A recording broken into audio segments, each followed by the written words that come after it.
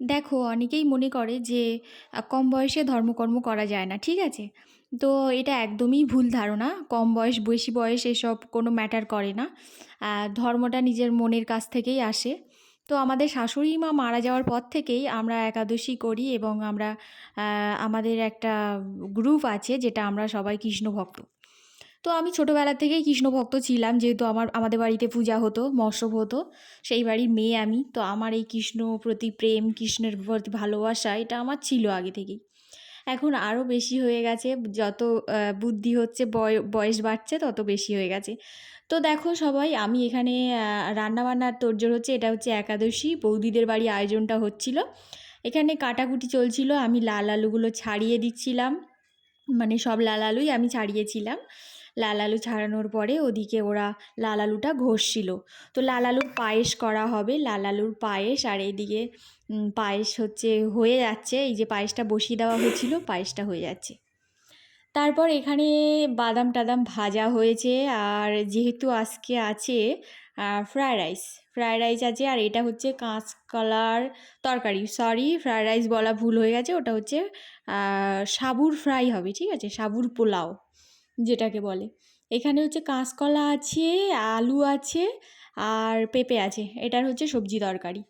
এই যে রান্না প্রায় হয়ে গেছে, পায়েসও হয়ে গেছে, আর ওই যে সাবু ভেজানো আছে, সাবুর পোলাও হবে।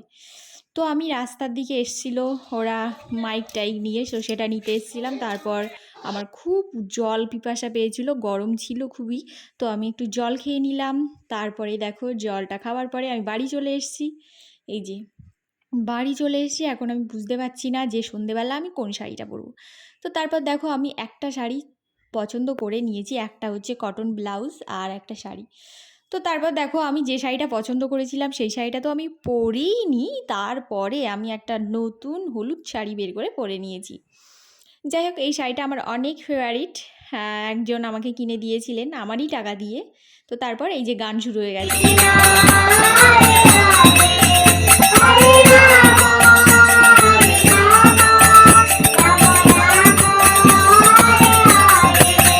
Hare Krishna, Hare Krishna, Krishna Krishna, Hare Hare, Hare Rama, Hare Rama, Rama Rama, Hare Hare, Hare Krishna, Hare Krishna, Krishna Krishna, Hare Hare, Hare Rama,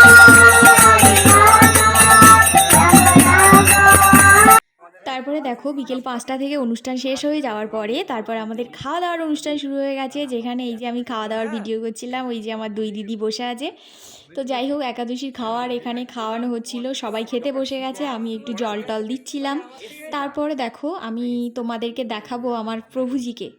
প্রভুজি এত সুন্দর তার ব্যবহার, এত সুন্দর তার, দেখুন এই যে তার মুখের আদল এত সুন্দর, মনে শান্তি আসে তার সামনে বসলে। তো যাই হোক, এই ছিল একাদশীর খাওয়ার। আজকের মতো ভিডিও এই পর্যন্ত, টাটা।